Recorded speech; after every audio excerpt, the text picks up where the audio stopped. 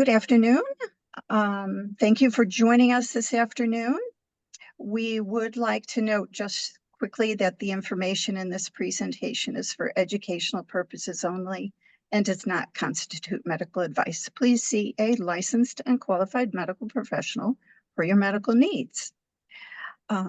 So today you've joined us for Brain Health 101. What does it take to maintain a healthy brain? If you have any questions, please type them into the chat box and we will answer them during the Q&A at the end of the presentation. Now I'd like to welcome and introduce our speakers, Steve Ledvina. Steve is a national board certified health and wellness coach and founder of knowingalz.com. He is also Sharp Again board chair. Myra Oney is a certified holistic health coach, certified brain longevity specialist, and a Reiki master teacher. Both Myra and Steve are coaches for our foundational coaching program groups. And Myra also writes several of our articles for us. You'll hear more about our coaching program later in the presentation, as well as upcoming webinars. Thank you, Steve and Myra, for joining us today. You guys can take it away. Excellent. Thank you, everyone. I just want to confirm, Joan, we can still see the slide, correct? Yes, perfect. We can. All right. Clicked away for a second. Welcome, everybody. And thank you so much for joining us. This is going to be a great presentation today. So let's jump right in. So a little bit about who we are and what we do. So Sharp Again's mission is to educate, empower, and support everybody to really take an active role in your own cognitive health. And we do that using a scientifically based multi-therapeutic approach. And what exactly that multi-therapeutic approach is really what we're going to talk about today. And we do all of that because we envision a world where dementia can be prevented, treated, and reversed, and where everybody, regardless of who you are and your means, has the ability to remain cognitively healthy throughout their lives. And so what are we going to talk about today? We're going to start with just some basics on cognition. It's always helpful. And it's one of the things that people really worry about of what's the difference between normal aging and cognitive decline. And so just getting that as the foundation is really useful. Then we're going to talk about actual steps you can take to stay sharp, the root causes of memory loss, and of course, the most important thing, if you forget everything else we say, but you do this fourth step of leaving with one or more action items, I would consider that a massive win for every single person here. So let's jump into that first item. So dementia is not normal aging. So we can think of normal cognition as no detectable changes, either through testing or by yourself or your family in your cognition. So you're normal, you're not seeing any changes, you're not seeing blips, but what is normal is simple forgetfulness. You might forget names, dates, events, sometimes a little bit slowed speed of processing information, learning or problem solving, challenges with multitasking. All of those things are normal as we age. But what isn't normal and where we start to get into abnormal cognitive decline is a stage called subjective cognitive impairment. Now, this is a tricky one, but it's one that is really useful to listen to yourself. So our brain, the brain changes in subjective cognitive decline are really only detectable by you. You know something is off. You can feel your brain's not working how it used to work. You're kind of struggling. Maybe this is contributing to regularly forgetting appointments or conversations, regularly misplacing items, trouble focusing, often forgetting names of family members or friends, struggling to complete tasks that you're normally good at doing that normally are no problem, like shopping, driving, balancing a checkbook is a classic one. Really like any memory problems that are starting that you're noticing changes in.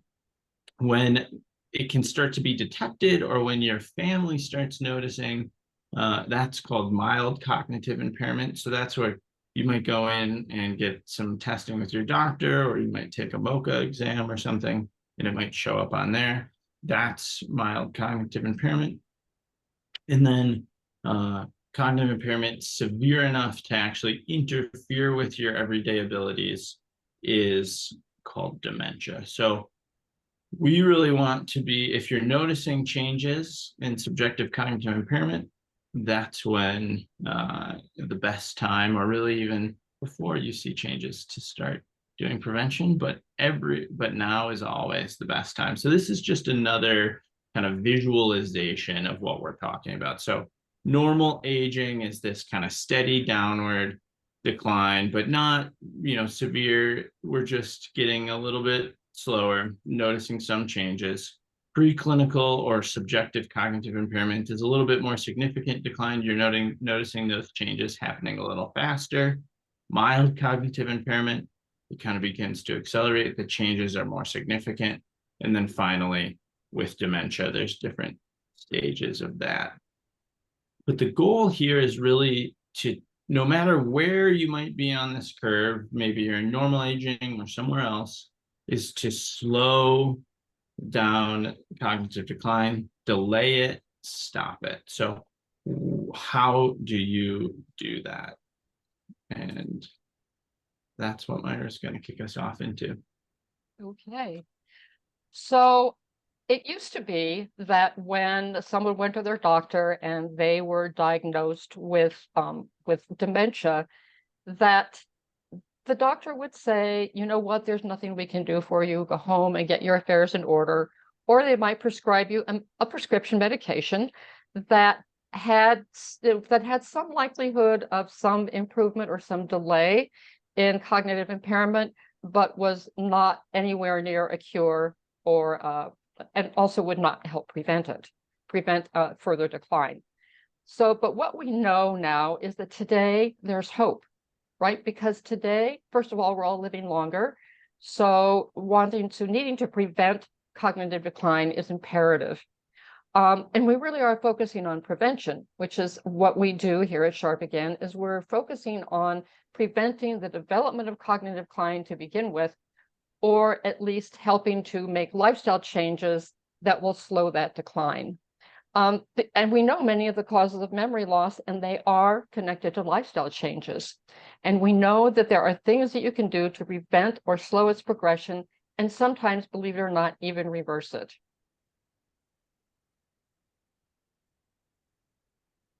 Okay, so you can go back one, Steve.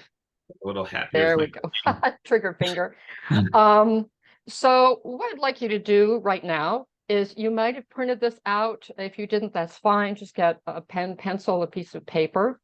And over the course of the next part of the webinar, I'd like you to take this opportunity to take notes on lifestyle changes that you know you can start to make, that you may or may not have known before this webinar, can help you prevent or slow dementia. And so just use this piece of paper, use this space to take notes and say, yeah, that's something that I really want to look at, or this is something that I knew about, but I'm ready to make this change. So make these notes, and in the latter part of the webinar, you're going to take these notes and actually turn them into action steps. Yeah, and just to echo that those action steps are really the gold that can come out of this webinar. So what might those action steps be? What are we going to talk about? So really, lifestyle factors, and we're going to start with sleep here, are things that you could leave here today and do and make changes on all on your own. And so that's what we focus on in this webinar. So that's going to be getting 7 to 9 hours of sleep, and we're going to dive deeper into all of these things. So this is just a highlight. Getting around 7 to 9 hours of sleep, eating a vegetable heavy Mediterranean style diet, and having healthy nutrition, brain healthy nutrition. Exercise, it's going to be a combination of aerobic, so running, walking, and then weight training and stability and flexibility exercises for at least 3 hours a week. And I'll just say on exercise, every new study that comes out is that exercise is kind of the miracle pill for our brain. There's no better thing you can do for your brain than have a good exercise regimen.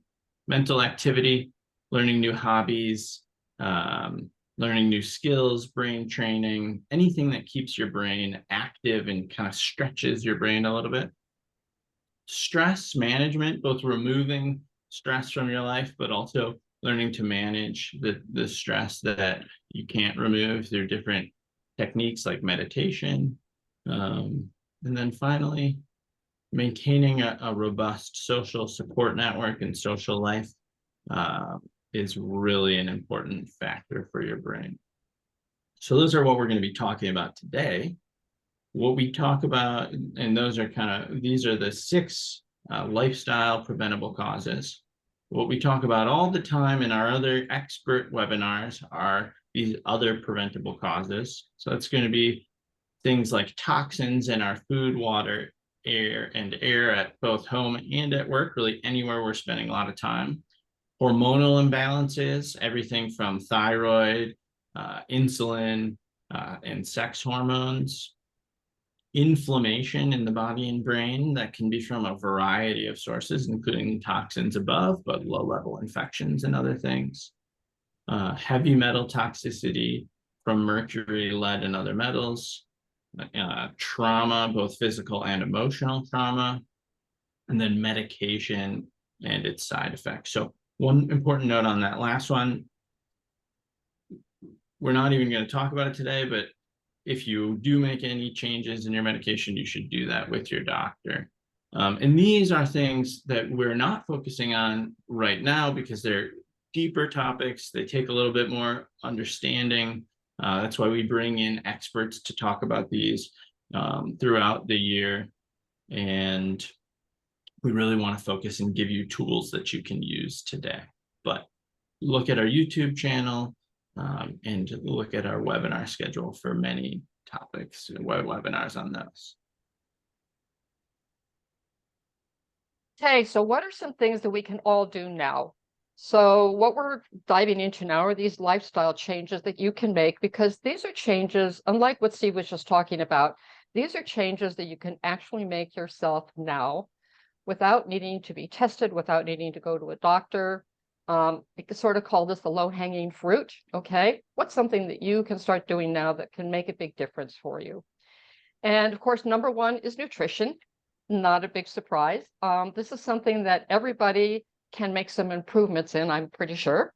I know I certainly can. And also something that can be an easy place to start. So in a nutshell, literally, you want to eat whole, unprocessed foods. So what does this mean? This means eating fresh fruits and vegetables, leafy greens, and really reducing your dependence on processed foods. And I would also add in here, of course, reducing your sugar intake. So what you might want to do is look at the diet that you currently have and some things that you eat right now that maybe aren't the best thing for you to be eating. And think about how you might be able to substitute, say you love eating pasta, you eat it 3 times a week. Might you be able to reduce the number of times you eat pasta? Might you be able to change over to whole wheat pasta, or even one of the high protein pastas like the ones made out of lentil and chickpeas? So starting to think about what's one small change you can make in your diet that you know is something you need to do, and really move it towards eating more whole, unprocessed foods. So tip number 1. Number 2, hydration. Now it's really interesting. This is a topic that seems very simple, and yet it's something that so many of our participants choose as something that they need to work on. And especially now that we're getting into summer and we are predicted to have record heat in all parts of the country, staying hydrated is really important. And one of the things that is interesting is that as we age, we actually lose our thirst reflex. Okay, we just simply stop being thirsty. And this can very easily lead to dehydration. Now, why is water so important? Well, it's essential for delivering nutrients to the brain and for removing toxins, right? The fluids help your blood and your lymphatic system to flow easily. And those are the systems that remove the toxins from your brain and your body.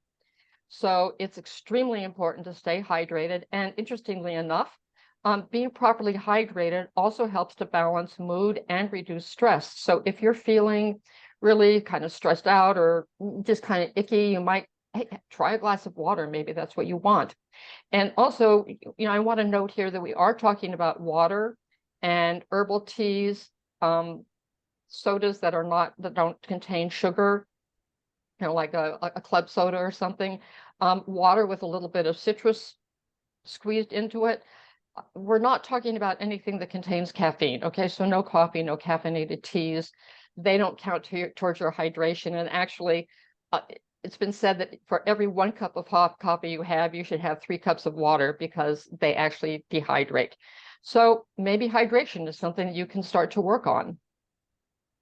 And the next one is fast 12 hours overnight. Now, this is really interesting. This is also called intermittent fasting. And just a side note before I talk about this a little bit, if you have any blood sugar issues, this is something, doing an overnight fast or intermittent fasting is something you would want to talk to your doctor about. Many times it's very beneficial for people who have type 2 diabetes, but you do want to make sure that you have your doctors go ahead. So what does fasting 12 hours overnight do? Well, basically what it does is it gives your digestion a chance to rest, and it also leaves energy for you to sleep, because when you're asleep, which Steve is going to talk about in a minute, there's actually a lot of detoxification going on. And if you're busy digesting, that detoxification is not going to happen. So a 12-hour overnight fast, what does that look like? Well, you put down your fork at 7 o'clock at night and you don't eat again until 7 o'clock the next morning. And the further out you can push that, to 12 or 14 hours, the more effective it is. So this can be really simple, unless, of course, you are accustomed to snacking at night, in which case this could be a little bit more of a challenge for you. But if this sounds like something that you'd like to try, you might start out by saying, okay, I'm going to do this 1 night a week and see what happens. 1 night a week, I'm going to have a really protein-rich, nutritious dinner, nutrient-dense, nutritious dinner, and I'm not going to eat for the next 12 hours. Try that, start out with 1 night a week and go ahead and increase that as you can and see what kind of a difference it makes.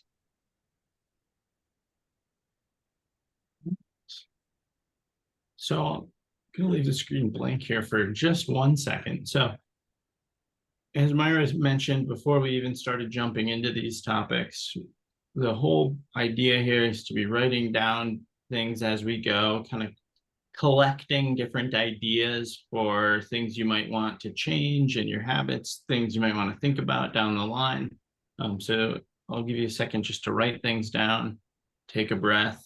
We just ran through a lot of information really fast, and I'm going to jump into sleep. So when we talk about sleep, we're looking at getting 7 to 8, 7 to 9 hours of sleep. And what does that actually even mean, 7 to 9 hours? So we often think, one, that getting less sleep is better. No, we want more sleep. But we aren't even talking about just time in bed. So we're talking about time actually asleep. The typical person spends about 1/5 of their time in bed, awake, restless, not actually getting good quality sleep. So for me, it takes about 8.5, 9 hours to get about 7.5 hours of good sleep. So just build that factor in to when you're kind of thinking about sleep. You want to add a little bit of extra time to get to that actual 7 hours. If you think you've been getting, 8 hours of sleep, but you're still a little tired in the morning, it might be because you're actually only getting 6.5 hours or 6 hours of sleep, and you're just spending some time awake. If you have a sleep tracker, if you've ever used one, it's interesting to look that there's some time every night that you're kind of awake, but maybe not fully awake and not really in that good sleep mode. So that's the banner headline, 7 to 9 hours. But then there's a whole host of other habits that we want to build in to sleep, to be getting high quality sleep. Why do we want high quality sleep? Because of many reasons. There's a lot of healthy, brain healthy activity that happens during our sleep. But one of the most important is that detoxification that Myra kind of hinted at earlier. When we're sleeping, our certain cells in our brains kind of shrink down, make some space for our cerebral spinal fluid to come in and actually like wash our brain, almost really come in and then take away the toxin. And that only happens during our deep sleep. And so if we're not getting good quality sleep, we can actually see the reduction of the effectiveness of that system after only just one night. So even one night of bad sleep, you can see some additional aggregation or accumulation of amyloid beta, which is one of the two hallmark molecules of Alzheimer's disease. So getting really good quality sleep, really, really important. It's also one of the lowest hanging fruit for us to create a healthier brain. Things you might want to think about when we're looking at high quality sleep are really like your routines. What are you doing every day that might promote sleep or remove sleep? So when we are getting ready for bed, are we calming down? Are we giving our brains an hour to get into that restful place before bed? Or are we reading really stressful news or work or watching, high energy shows, things that keep us awake? Light from TVs and phones or just bright lights aren't gonna be giving our bodies the signals to start calming down. Are we sleeping with the TV on? Are we creating a good sleep environment in your bedroom where your brain isn't worried about noises or listening to things and processing information? When we wake up, are we getting sunlight early in the day? You might consider reducing total caffeine if you're sleeping poorly and pushing that caffeine as early in the day as possible, because we process caffeine. They say like the half-life of caffeine is about 6 hours in our body. So if you have 2 cups of coffee by 10 a.m., you still have a half a cup of coffee was worth of caffeine, going into 8, 9, 10 at night. So all of these little pieces, little tweaks, and there's many, many of them that you can make for sleep. If that's of interest, please just put a question in the chat. And if you have a question about anything that we've talked about up till now, please just put that in the chat now, and we're going to circle back to all of that at the end. So that's sleep. I think that's one of the most valuable things you can do. The more sleep, the better. Similarly, exercise. I kind of hinted earlier.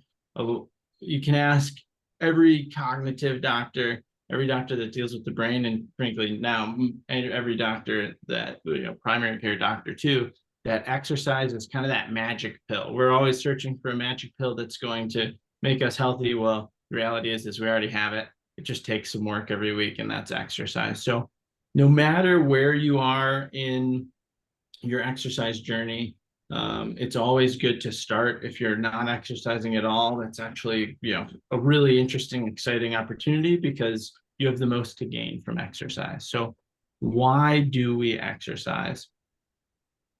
It's going to do a lot of things for our brain, but one of the most important is creating a healthy cardiovascular system. So one of the biggest risk factors for cognitive decline is the health of our actual blood vessels in our brain.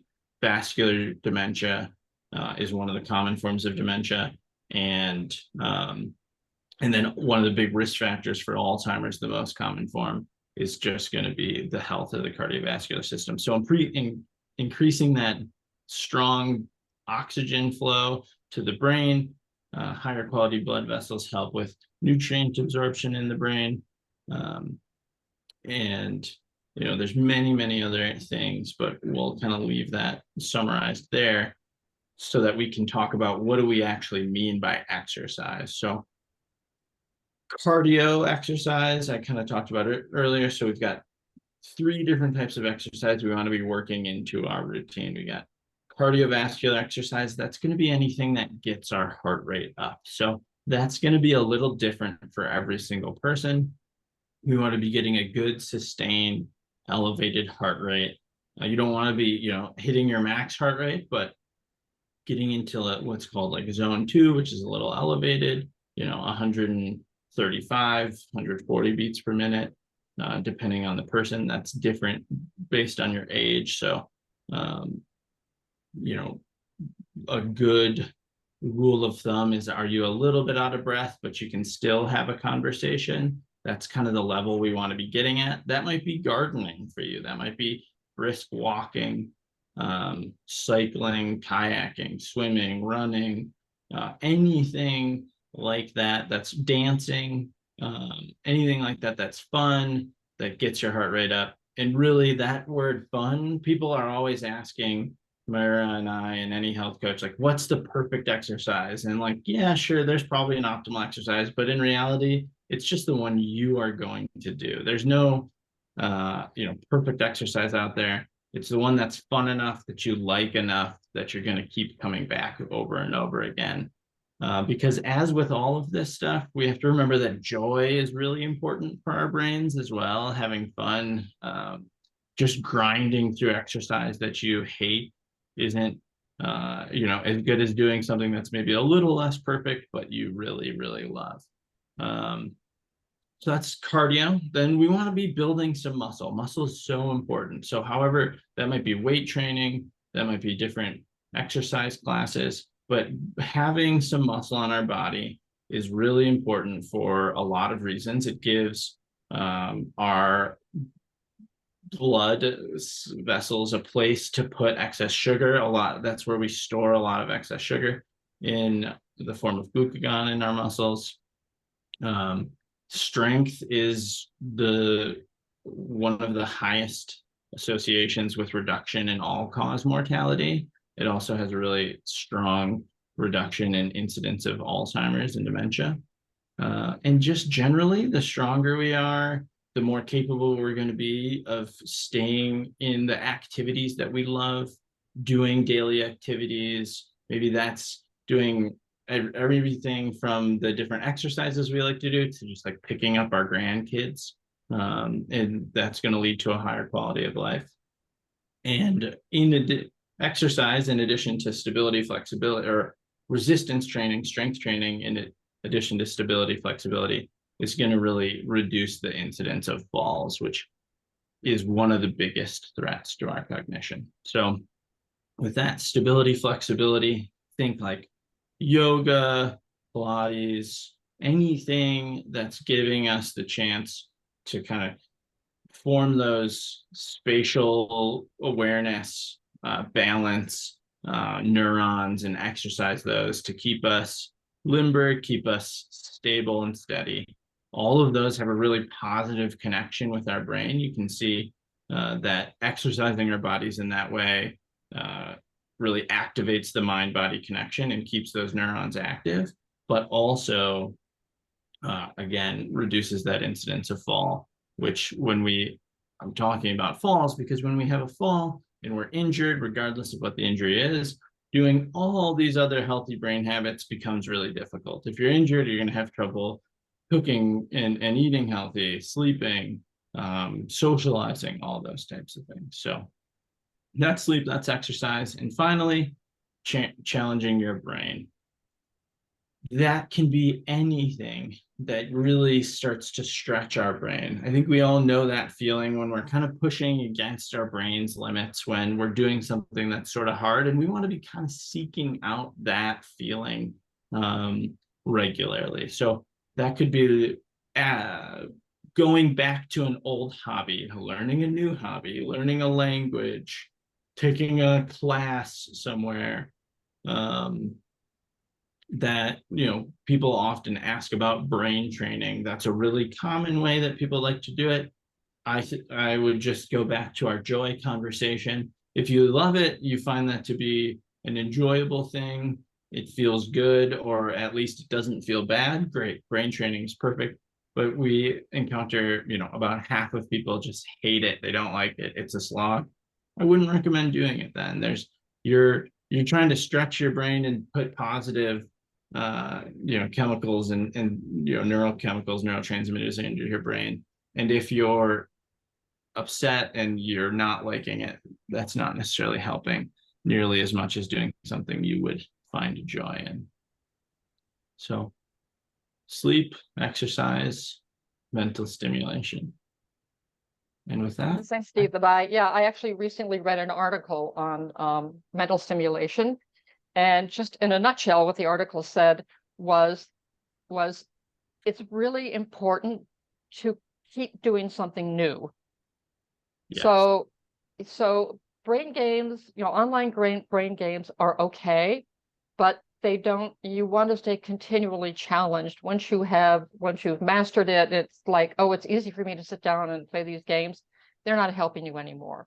You need to move on to something else. So the idea is to completely keep stretching and exercising your brain and your neural connections. And that's why I try and give the benchmarks, because it's similar for exercise. Like that's why I try to give the benchmark for exercise of find ways where you're out of breath a little bit, but you can maybe still have the conversation is a really good place to be. Same with mental exercise, mental stimulation. You want to be seeking out that feeling. So if you're finding that feeling with whatever you're doing, it's a really good thing. If you had that feeling 6 months ago and you maybe don't have it anymore, where you're kind of stretching your brain, it's become, mundane, it's maybe not giving those healthy brain effects anymore. Which isn't to say you should stop doing it if you're having a lot of fun with it. It's just maybe mix something else in that is giving that feeling. All right, so we're going to take a look at a couple more things that you can do to help maintain your brain health. And this one is, now this is very interesting because this socializing and social isolation has become much more important since the pandemic. A lot of the reasons being because during the pandemic, we really started to see how detrimental it is when we are not connected, okay? So humans are tribal. It's innate in our surviving in our survival instinct, because right when we were back in prehistoric times, if we didn't have a tribe of people that we were supported by, who we also supported, chances are we weren't going to live. So we are by nature, by instinct, a tribal people. And it's one of the reasons why it's really, really important to us mentally and physically to socialize with loved ones, or not even, it doesn't even have to be with loved ones, but just socializing in general. So how might you do that? Well, obviously, getting together with people who you are very close to, friends or family members, is very important.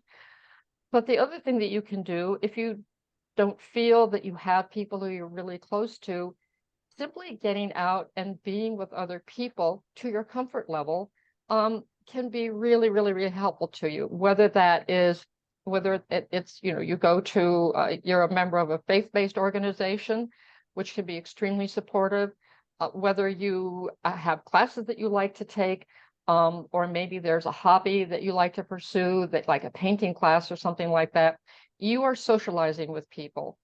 And that socialization, that casual conversation can be extremely important. Even people who you see on a regular basis, like a checkout person at the grocery store, your physical therapist, these bits of social connection can make all the difference to you. And it's important to note that there is a difference between feeling lonely and having feelings of social isolation and being an introvert. Okay, if you are by nature a person who doesn't really have a lot of friends and like to be around a lot of people, it's not necessary to force yourself to do that. But if you find that you're feeling disconnected and that you're unable to make social connections, well, that's when you want to really start looking at if you need more support here. Okay, maybe you perhaps talking to a therapist, or maybe you just need to find something that you really would like to do, hiking with a group, taking a class with a group that will help you become more social and feel more connected. And yeah, there has been a lot of research now about linking social isolation with dementia. Managing stress. Okay, so once again, this is one of those things that, you know, you can get a doctorate degree in managing stress. So we're just going to look at this on a very sort of high level thing. So we all have stress in our lives, right? You cannot not have stress.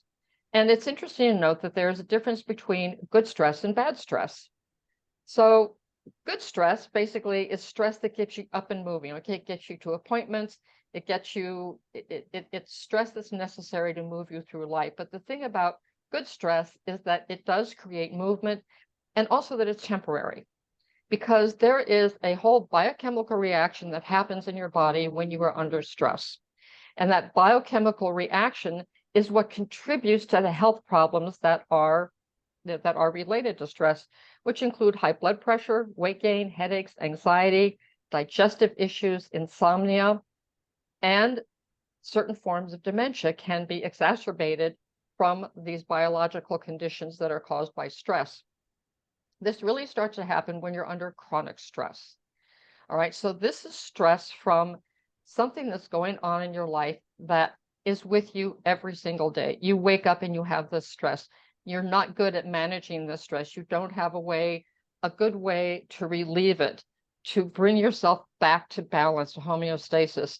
So what you can look at is, if you feel you have chronic stress in your life, first of all, look at the white elephant in the room. It may be something that you're not even acknowledging to yourself that's really causing you stress. That's the first thing to do, is identify where your chronic stress is coming from.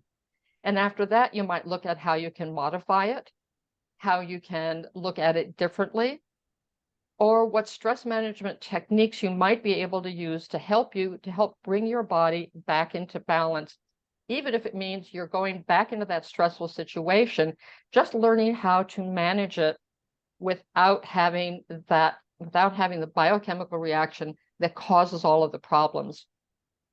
It could be meditation. It could be breathing exercises. It could be listening to music. It could be walking in the woods. Anything that you can do to help break that stressful thought pattern and bring yourself back to balance. That's what you're looking for when you're talking about managing stress. So if this is something that you might want to look at, well, first of all, start out by writing down what it is that is giving you all the stress, and then maybe some stress reduction techniques, things that you've tried before, things that you've heard about, that you might say, yeah, you know what, I think I really need to do that, because I hope after this little explanation, you can see how stress really can affect your mind and your body. So this is something we're talking about now, okay? Don't delay in making these lifestyle changes. You really want to start now. Wherever you are, just begin. Because one of the things that we have seen time and time again at Sharp Again is that the older you get, the harder it is to make these changes. And sometimes that's just because people get so set in their ways that they're like, yeah, I don't have time for this. I can't be bothered. I'm not going to do it. Or sometimes, especially if people are in the beginning stages of dementia, they simply aren't capable of making the changes without a great deal of support. So the great thing is that you're here on this webinar today, which means to me that you are interested in starting to make some changes, and you're interested in starting now. And we're going to talk about that in just a minute. So, you know, if any of you have ever tried to create a new healthy habit, you know how difficult it can be, right? Either create a new healthy habit or break a habit that is not so healthy. And the key there is to replace it with a healthy habit. But it can be really, really difficult to create this sustainable change. And creating a system and having a community to help support you in making those changes have been shown to help the success rate in creating habit change. So having a system and having a community to support you are two extremely important things to do. So what we're going to do now is we're going to start talking about what that system is that you can use. We're going to actually give you a piece of the system that we use in our programs to help people make sustainable changes. So maybe you printed this out, or maybe you're just going to do this on your sheet of paper. If you have a sheet of paper, then just put a line down the center of it. And on the left-hand side, what you're going to do is go back and look at what you wrote down as perhaps being something, a lifestyle change that you'd like to make, and you're going to make it a goal. Okay. I've had people say, oh, can I choose 2 or 3 things? No, for the purposes of this exercise, you're going to choose one thing, because one thing can be enough of a challenge. And you also want to train yourself to win. Okay. Because the brain loves to win. It loves to have small successes. It gets a little shot of dopamine. So you want to set yourself up to win in making habit changes. So you're going to choose one thing, and you're going to make it one thing that you feel is pretty doable. And you're going to make it specific and realistic. So what that means, just as an example, you might say, I want to lose weight. Okay, that's a great goal, but that's not something you can actually work with and be successful at it. So if you want to make it specific and realistic, you would say something like, I want to lose 25 pounds in the next 5 months. Okay, that's specific, 25 pounds. It gives you a time frame to work within, 5 months. And it's also realistic because you're talking about losing 5 pounds a month. So think about what goal you have, what lifestyle change you'd like to make, and just write it in that space or on your paper and make it as specific and realistic as you can. And we're just going to give you a couple of minutes to do this without talking, so you can have a little bit of time to focus.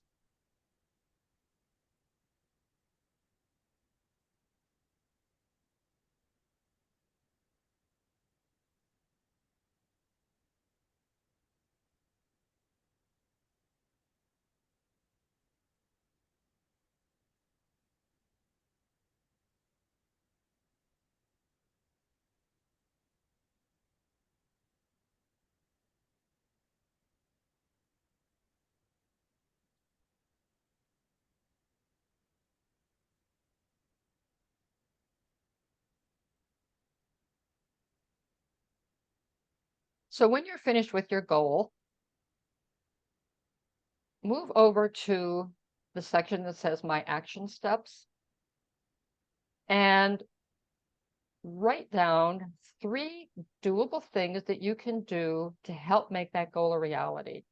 So in our weight loss example, you might know that you don't have any kind of an exercise program, and you now understand how important exercise is. So under goal number 1, you might put down, I'm going to walk around the block once a day. And you're going to write down what time of day that might be. Okay, so I'm going to walk around the block, specifically what you're doing at 6 o'clock in the evening. Perfect. You might say, I put 3 teaspoons of sugar in my coffee every morning. I'm going to cut that down to 1 teaspoon. Okay, that can be another goal. And the third thing might be something, maybe you're accustomed to having a donut and a muffin for breakfast. And maybe instead of a donut and a muffin, you might substitute some low sugar fruit, like a piece of green apple or a bowl of berries and yogurt. So what are 3 action steps, specific action steps that you can take to help you reach your goal?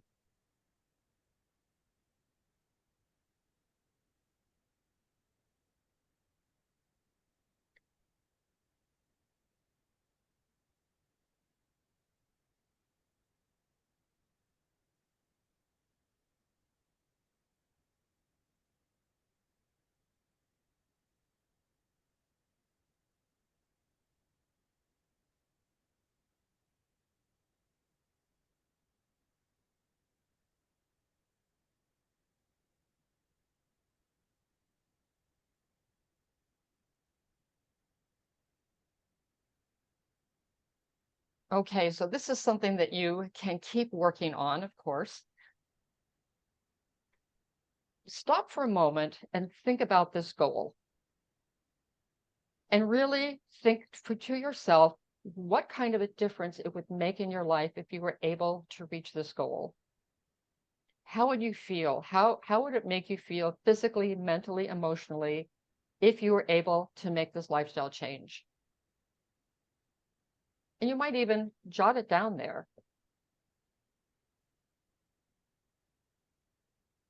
And conversely, how might you feel if you don't make this change?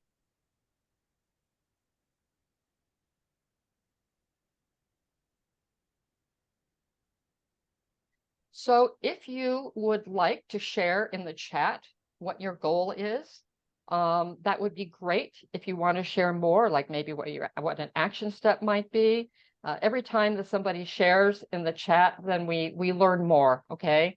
Really sharing is a way of not only solidifying what it is you want, but also you're helping other people to kind of solidify their goals and see that none of us are alone in this. We all have goals that we'd like to make, goals that we'd like to keep, and lifestyle changes that we'd like to make. Okay, see, Denise says she wants to lose 15 pounds. Great goal, Denise. I hope you were able to write down to make that specific for yourself in such a way that you can have success with that. Yeah. The more goals we share, it's really helpful to see other people's goals, especially their action steps. It's awesome. All right. So moving on from here, and please, you can play one piano piece again. Wow, Virginia, that's wonderful. Use an exercise bike 2 times a week, says Anne. A long walk 2 times a week. Water aerobics once a week. Great. That's really that's a wonderful exercise program and very varied. Get at least 7 hours of sleep or 7.5, says Herb. Okay. Amazing. Okay, that's great. And I hope that you are also writing down, like taking time to really write down the steps that you can take, even if it's just one thing that you can start with to help you begin to reach this goal. And Now, just one yeah, note on those goals. I love seeing them from a number of the different lifestyle areas. And one thing we didn't mention, but each of these, they're so interconnected that the more that if you're starting with sleep or exercise or the mental stimulation, playing a piano piece, just jumping into one of those, it's going to make each of the other ones, if you're sleeping better, exercise is going to be easier, eating healthier is going to be easier, and that's true really for all of those lifestyle factors. So yep. And I see that I think Denise had a goal of losing 15 pounds, and her action steps: no after dinner snacks, walk at lunchtime and or after dinner, yoga 3 times a week. And then you have some things that you're going to do with your doctor. Divide food portions in half immediately when plate is set in front of you. Yes, that's one of the things we didn't talk about is portion control. And there are certainly ways to control your food portions that will help you reduce your calories, which of course will help you lose weight. And these action steps these are some of the many things that we talk about in our foundational coaching program. So, you're here on this webinar today, and just the fact that you're here means that you have a real interest in your brain health and a real interest in finding out more about how you can help yourself maintain a healthy brain, and then taking action and making that possible for you.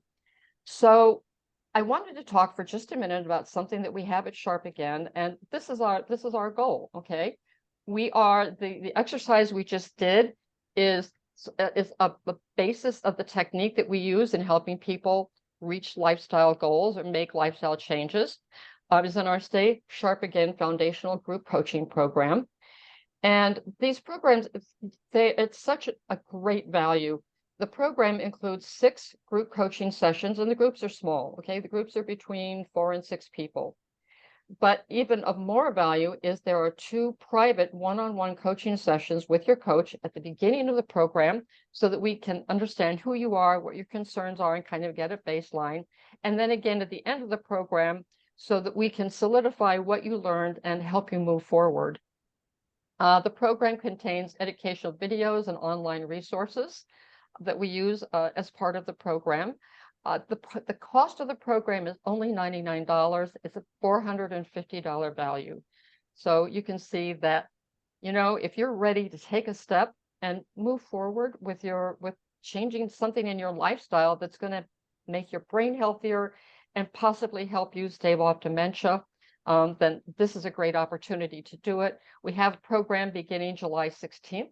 The program meets at 12 noon Eastern time, and the sessions run for 75 minutes, so an hour and 15 minutes. So we certainly hope, if you're interested in this program, registration is now open, and you can, Joan will be sending you a link to register for the program. Oh, there it is, right in the chat. She has the link. So if this is something that interests you, we would certainly love to see you there. And if you have any questions about it, you know, you can certainly send us an email or put it in the chat. We'll be happy to talk about it. Yes, and in this program, we do focus on the 4 areas: nutrition, exercise, stress, and sleep, because, as we said, these are the 4 areas that you have complete control over. These are 4 areas where you can actually go to work on your own and see really positive results.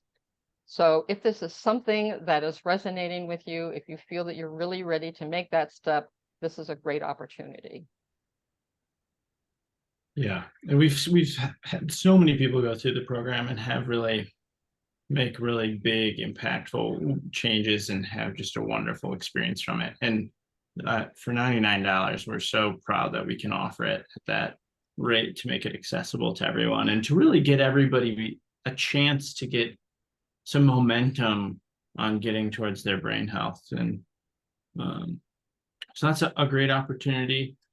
We also have an upcoming webinar on exercise.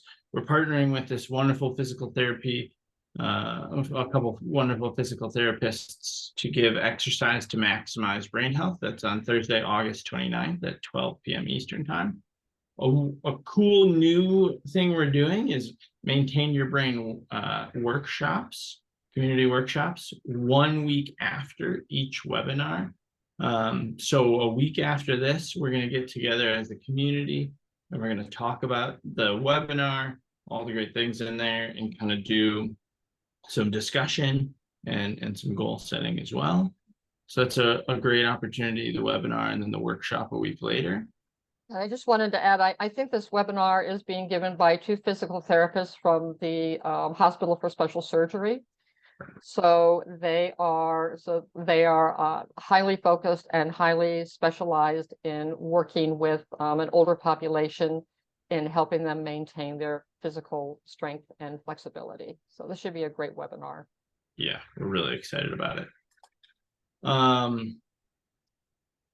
Beyond that, visit sharpagain.org. We've got a lot of great materials. I recommend everybody goes there and downloads our roadmap to a sharper mind. That's going to dive a little deeper into everything we talked about today and some of those other causes. Sign up for our email list. We have so much going on. We've got the webinar we just mentioned, the foundational group coaching program. We had a cooking class a few weeks ago. We have groups coming up all the time. We have meditation groups throughout the year. So the best way to keep up to date with all of those programs is our email list. You can join or refer someone to our programs. Email us at info@sharpagain.org. Support Sharp Again naturally with a donation is really helpful. That's how we're able to offer programs at such an affordable rate. I will leave this up so that anybody who wants to scan the QR code for signing up for the email, and I will start to answer some of the questions I saw earlier in the chat, which are, well, that's up for a second. So regarding sleep, how often can we wake up in those 7 to 9 hours? That's gonna be really personal. It could be, some people don't wake up really at all, but like 4 to 6 times is very common. And what happens is it's not just the waking up, but you're kind of working in sleep cycles. So if you up here is light sleep and down here is heavy sleep, you're kind of going between light and heavy. And if you're going all the way up into waking up, that's actually a long period of really light sleep. And it takes a while to go back into deep sleep. So that, you know, like I said, the benchmark there is maybe how often, but really like spending about an hour, maybe an hour and a half in not full sleep a night. So you can just kind of add that into your 7. If you're trying to get 7 hours of sleep, 8.5 hours is a good time to target in bed. Should you try sleep meds to get 7 to 9 hours of sleep? Really, really good question. And the answer is that the version of sleep promoted by sleep meds is not the rejuvenative type of sleep that we're talking about. You can think of sleep meds as promoting more like sedation, whereas and like sedation isn't necessarily sleep. There's actually a lot of sleep meds have really concerning all-cause mortality. So just increasing the risk of being sick in many different ways. So I would have that conversation. There are sleep promoting ways, you know, supplements and certain sleep meds. So if you're looking at exploring that, have the conversation with your doctor, but from a skeptical standpoint, I would say is a good.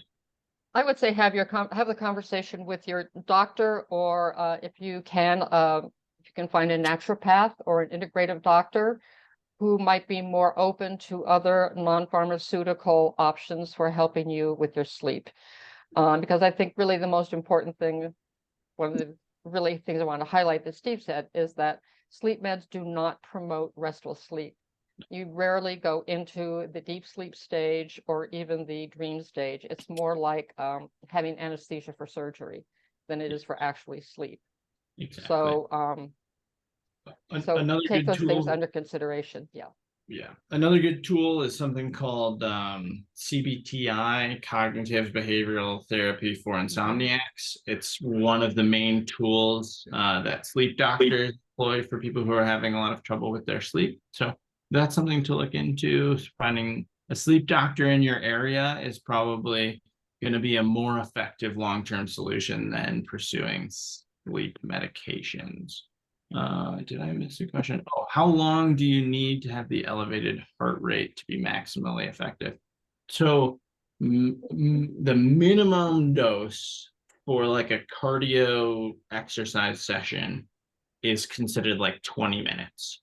So minimum dose for elevated heart rate, 20 minutes. And again, I want to just constantly reiterate that we're not talking like you're sprinting and you like can't even barely get another breath. We're talking, you know, whatever gets, you know, if you're walking with a partner and your heart rate's elevated and you're a little out of breath and you can still talk to them, but maybe it's not as easy, like that's the level we're sort of talking about it, that you want to be getting to regularly. You can go above that, but that's sort of the minimum level, and frankly that's a really valuable level to be at. And then so that minimum 20 minutes, we're talking 3 hours a week total across exercise minimum for brain health. So 20 minutes at a time, minimum total 3 hours a week of exercise is better, but work up to that. If you're at 0, do not jump in and do 3 hours this week. Do like 5 minutes of elevated heart rate and then 10 the next week maybe, and then 15. Like you don't want to be overstressing your body. You don't want to be getting injured. What did CBTI stand for? Cognitive Behavioral Therapy for Insomniacs. Oh, sorry. Should have just read the very next line that said that. One other question. Is it more likely that a goal will be achieved if the goal is written down? Yes. Yes. I also find it's much more likely I'll achieve a goal if I tell someone else. Absolutely. 100%. Absolutely, because it makes you accountable to yourself as well as to another person. And just putting it out there in the universe by writing it down, as well as telling someone else what your goal is going to make it more likely that you will actually achieve it. Yeah. And I like to make that writing it down all the way down the action step, kind of like ladder to the most specific thing. So if my goal is to, you know, let's say like lose 5 pounds, and I'm going to do that by eating healthier, and I'm going to eat healthier by bulk prepping salads, and then I'm for the week, and then to bulk prep salads I need to buy the salad ingredients tomorrow when I go to the grocery store. Like that, you having that first step as like the action. Okay, I know exactly what I'm going to do, so that tomorrow when I know I'm already going to go to the grocery store, this is what I'm going to do. Or I'm going to sign up for this exercise class.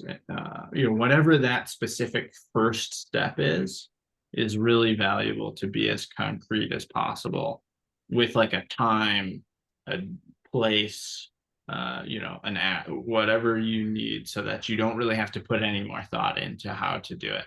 It's, what you need to do. The other thing I'll say is, we talked about so much today. It can be, you maybe have, 5-10 things you're thinking about changing. That can be really hard to implement all at once. It can feel a little overwhelming. I think our foundational group coaching program is going to be a really good tool for anybody who wants to join that, to kind of sort through that process. If you're not going to join the foundational group coaching program, just think of this as like a 3-month project, a 6-month project for all those habits. Try not to be overwhelmed. Reduce it to the easiest one or the easiest 2 or 3 if you have 10, and then try and put those in place, and then move on to the next ones in 2 months or 3 months, when you've got some good habits in place and you've had some successes. It's not a lot of, it's like probably going to hurt you more than help you if you try to start 10 brand new habits today, and then by the time next Monday you feel like you failed, because it's probably impossible for anybody in the world to start 10 brand new habits all at the same time. Myra, do you have any closing thoughts, or am I missing questions? Nope. I think that's great. We want to thank you all for joining us today, and we certainly hope to see you on future webinars. And if the small group program resonates with you, we have this one starting in July. We also have one in October. Those are the only 2 groups left in this year.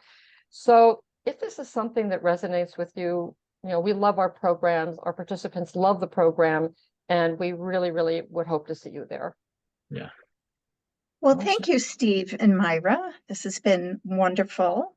And as soon as the recording is available, I will get that added to our YouTube channel.